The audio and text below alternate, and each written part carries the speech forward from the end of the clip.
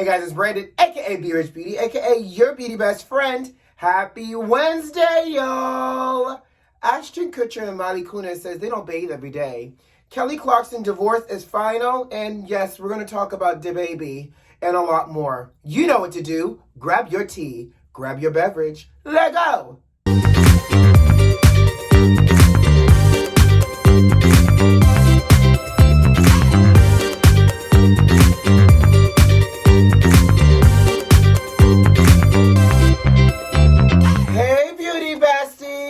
Happy Wednesday, sugar. Happy hump day to you. We're halfway through the week, and that means the weekend is in sight. Did you catch my review on Monday evening about Love and Marriage, Huntsville, and Real Housewives of Potomac with Jeremy McShann? I hope you guys did. If you didn't, I'm going to stick that video as the end card to this video, so feel free to catch it. I'm going to give you a heads up. I don't know what was going on with my Wi-Fi, but I look real RuPaul Drag Race Season 1 blurry. But we're going to fix it for next week. In Monday's video, we talked that we were going to do it on Thursday for the Encore by BET and also for Real Housewives of Beverly Hills. But what we're going to do is one big reality debrief. So next Monday, we're going to talk about Real Housewives of Beverly Hills, BET presents the Encore, Real Housewives of Potomac, and Love and Marriage Huntsville at 5:30 p.m. Eastern Standard Time. So make sure you join. You don't want to miss the sugar because it's going down like a basement. Now, let's jump into the first topic. Where are my North Carolina, Vermont, and Ohio beauty besties at? Baby, I'm coming to y'all because I am concerned. It has now been announced that there is an alcohol shortage that's going to affect North Carolina, Vermont, and Ohio. I can't take it. First off, it was the ketchup shortage. Then it was the wing shortage, because y'all know Rick Ross tried to change Wingstop to Thigh Stop and all the other stuff, right? Now, alcohol shortage is in your near future if you're in North Carolina, Ohio, and Vermont. Now, they're saying that this will continue to happen because as restaurants and bars continue to reopen, the supply and chain demand can't keep up. And I don't know about y'all, but while we were stuck in the house from his COVID, honey, he became his own personal bartender. Asked me to make you anything, honey, and I was going to make it for you, and it was going to be strong. And nowadays, I don't know if it's just me, but when I go out to the bar and or restaurant and I order a cocktail, all I feel like I taste is chaser and or olive juice if I'm ordering a martini. I'm like, where is the alcohol? Because I'm used to 2 drinks and I'm tip-tip. So I think all of us self-proclaimed bartenders and just bartenders in general, as we've been home, we've also ran through a lot of liquor as well, which probably does not help for this alcohol shortage. So if y'all in North Carolina, Vermont, and Ohio, y'all better try to stock up when you can because y'all about to be real dry real soon. And I don't like my beauty besties not being able to have their favorite beverage. So just wanted to share that with you all. Let's jump into the next topic. Ashton Kutcher and his wife Mila Kunis were recently on Dax Shepard's podcast show. And on the show, Dax was talking to his co-host saying that he didn't believe in bathing every day because it rids the body of natural oils. Well, Ashton and Mila both chimed in and says, neither do we. Excuse me? In fact, Ashton and Mila both chimed in and said they only wash their vital parts every day, and Mila says she washes her face 2 times a day. Now, Mila also went on to say that growing up, she didn't really grow up with a lot of hot water, so therefore she didn't take a lot of showers or baths. And Ashton is just saying that he doesn't just wash, period, unless it's absolutely necessary. He says, I wash my crotch and I wash my pits, and if I just get done working out, I throw a little water on my face to get the salt off my face. Now that I know this picture alone now makes me feel like it's a scratch and sniff. Y'all don't wash every day? I mean, at least once a day. I mean, see, to me, if you're washing your vital organs, that's called a bird bath or a whole bath or whatever kind of bath you want to call it, but it's not a whole bath, okay? And when I say whole, W-H-O-L-E, whole, like my whole body, child. Now, the fact that they're only washing vital organs is fine if you're adults. But what I'm a little concerned for are the children, because you know they got 2 kids. Wyatt, which is 6 years old, and Dimitri, which is 4 years old, Ashton described his bathing philosophy. He said if you can see the dirt on the kids, then you clean them. Otherwise, it's pointless. Excuse me? What kind of little house on the prairie, I live in a cave philosophy is that? If you can see the dirt, you clean them. If not, you don't. Okay. Has anybody told Ashton or Mila that there's some germs and dirt you can't see? So besides you having your kids walk around here smelling like salt and vinegar chips, I'm just concerned that now the kids are going to go to school and you're setting them up to be bullied. Like these kids are literally, y'all know children are not nice like that. Let these children smell like a wet potato chip one day and or 3 days expired milk. What y'all think these children at the school that your kids go to are going to do to your children? Bully them? So you're setting these innocent children up to be bullied because you only wash them if you can see the dirt. So what happens if they play outside all day and they're just a little sweaty but you can't see the dirt? Are you just washing the vital parts of them and then sending them to bed? And now it has me thinking, how often are you making them brush their teeth? How often are you washing their hair? And question for y'all beauty besties, now knowing that they bathe every other day and only on some days ending in Y, are these the same type of people that we want to eat from their homes? Because if that's the case, I need Ashton and Mila to never bring home-brought snacks and or home-baked goods to the school for the children. Make sure everything is store-bought, child, because we know your bathing is a little suspect. And I can't help but think, isn't this how plagues get started? Like the Black Plague, the Blue Blonic Plague, a plague, by people not bathing? I have so many thoughts. What are your thoughts here on them bathing? Do y'all, now here's the thing. I am all down for maybe using like alternative like deodorants and lotions, but literally only bathing your vital parts every day and maybe, I don't know. I don't know. What are your thoughts here? Let's move on. And you know, really quickly, before we move on, it makes me actually think, I have a friend who's a really good friend, who sometimes I have to be like, did you bathe today? And they're like, I gotta think about it. I'm like, how are you not bathing every day? So I guess it's a real thing, but this person bathes their whole body. I don't know. Moving on, Kelly Clarkson is now in the news. Her divorce from her husband, Michael Blackstock, is now official, and now she's making news because she now has to pay this man $200,000 a month in spousal and child support. First off, the judge ruled that she has to pay him $150,000 a month in spousal support, and she has to pay him $35,601 a month in child support, which brings his annual earnings to about $2.4 million a year. Now, here I have a couple questions. First of all, Kelly Clarkson has primary custody of these children. Why is she spending her money to have to pay this man child support and she has primary custody? Beauty besties out there with children and or the divorce, somebody speak Law and Order divorce court to me because I don't understand these terms here. I get the spousal support, but if I have sole custody and primary custody of the children, why do I have to pay you $35,000 a month for child support when you probably only going to get them every other week and on weekends? Like, that's what does not make sense to me. But you know what's really funny, and I know this is not funny, but it's funny? The internet. Oh, y'all internet people are so petty. You know, Dr. Dre just finished his settlement with Nicole, and he's paying her over $200,000 a month. The internet is calling it a win for the city boys, honey, and they're saying that one ex-wife got to come up, and now an ex-husband gets to come up, and we're balancing out the economy of scales here. So, I don't know. I need somebody to explain to me why she has to pay this man child support, but Kelly Clarkson now has to pay her ex-husband $2.4 million a year in spousal and child support.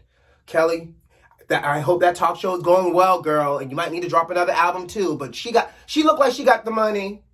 Okay, so by now, you guys have seen the viral video of DABABY at the Rolling Loud Festival as he made some really inappropriate toxic comments, such as, put up your cell phone in the air, ladies, if your vajayjay smells like water.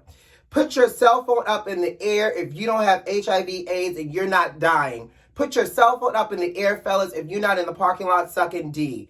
First of all, what any of those have to do with getting somebody to put their cell phone up in the air is beyond me. But what we know for sure is those comments have gone viral. The comments themselves were problematic, toxic, and everything else. But what really irks me is the fact that he tried to double down to justify that he didn't mean what he said when he said those comments, and that his fans know his true intention.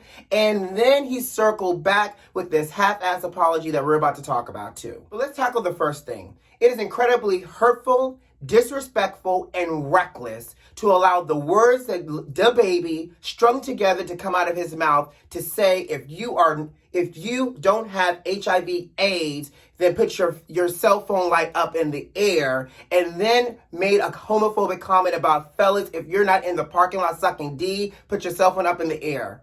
We know, and we should be well educated enough to know, that being gay and having HIV and AIDS are not one and the same, and that HIV and AIDS does not discriminate and can impact each and every one of us and anybody, no matter your sexual orientation. That's the first thing first. So, with that being said, what's also damaging is the fact that you're using HIV and AIDS as a demonizing word. There are people that are existing, living, thriving, prospering, that are living with HIV and AIDS. So HIV and AIDS is not a death sentence anymore, DABABY. And so therefore, what you said is exactly how you said it. It sounded toxic. It sounded hurtful. It's that same toxic masculinity rhetoric that is damaging to people with HIV and AIDS, within the gay community, and just in general, because it's coming out of an uneducated black mouth at this point.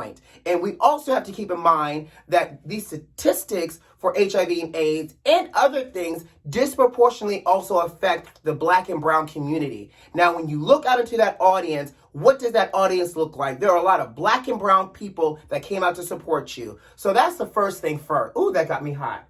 Because it's upsetting that people are still in 2021 utilizing words like this to weaponize against a community of people. It's the same community of people, by the way, who stream your music, that are in that audience. And it probably was somebody who was gay who threw the doggone Adidas at your head because you said something stupid and hurtful. That's the rant for that one. Put your cell phone up in the air, fellas, if you're not in the parking lot sucking D. Whether it's a fella in the parking lot or a woman in the parking lot, sexual freedom is sexual freedom. And who are you to try to demonize, bastardize, and make somebody feel like what they want to do with their body and a consensual adult is not okay? Who are you to license what is okay as it comes to sexuality and sexual expression? And the last but not least, what really irks my bones is the fact that put your cell phone light in the air, women, if your vajayjay smells like water.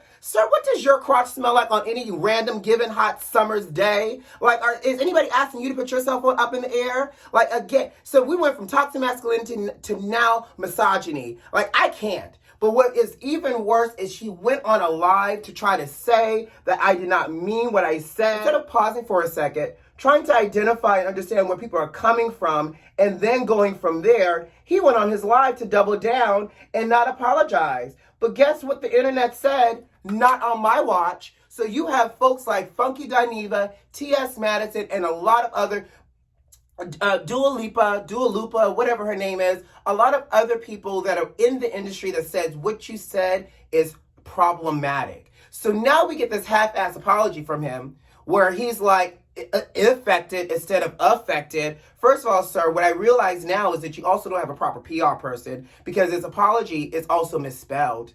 And so if you're going to give an apology, sir, at least attempt to make the apology thorough and sincere. And none of it, is thorough or sincere. Now, I don't know about y'all, but I really don't listen to DABABY's music. So all I had to do was say not play this artist on Spotify, but that was my personal choice. But we have to really pause and think and hold people accountable for hurtful words and hurtful ideologies. Because if we're trying to move forward to be better people, when you know better, you do better. And what DABABY did was not better at all. And the fact that he tried to make excuses, and the fact that you even have celebrities like T.I. chiming in.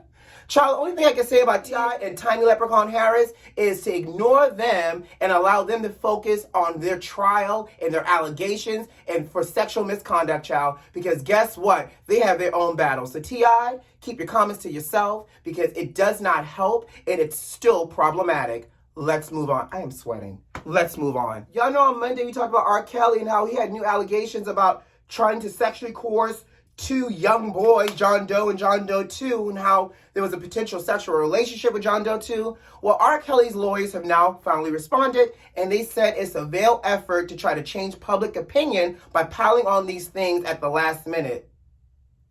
Yeah, this public opinion over here is already made. They also went on to say that, R. Kelly is innocent until proven guilty. But what the evidence say, though? Because that's what I want to know. Because we can double down on this whole innocent to proven guilty. But as the evidence keeps coming out and all these allegations keep raining down on you like cats on a hot tin roof, I know what this public opinion says. Lock him up.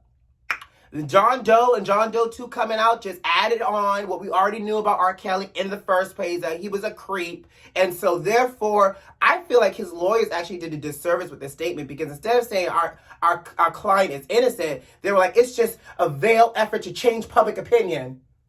Okay, so basically what y'all said is y'all client is guilty too, and now y'all stressed out. Child, I can't with this. But you know what? We're going to end on some positive news today before we get out of here. The amazing, the super talented, funny, and the gorgeous Issa Rae got married. And she got married quiet too, in the south of France, surrounded by some of her good Judies, including the cast of Insecure. Issa looks gorgeous. She looks like a black Barbie. She looks like a black princess. I'm so happy for her. She was dating this man in quiet. She got married to this man in quiet. Long live her relationship and her marriage to this man who is fine. And congratulations, Issa Rae. And last but not least, we love you, Simone Biles. We do.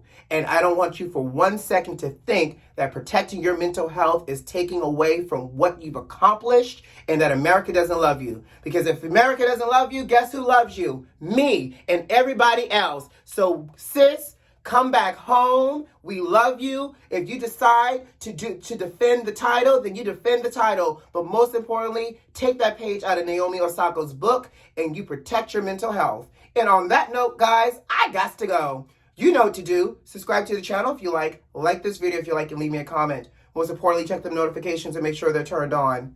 Who loves you? I do. See you on Friday. Bye.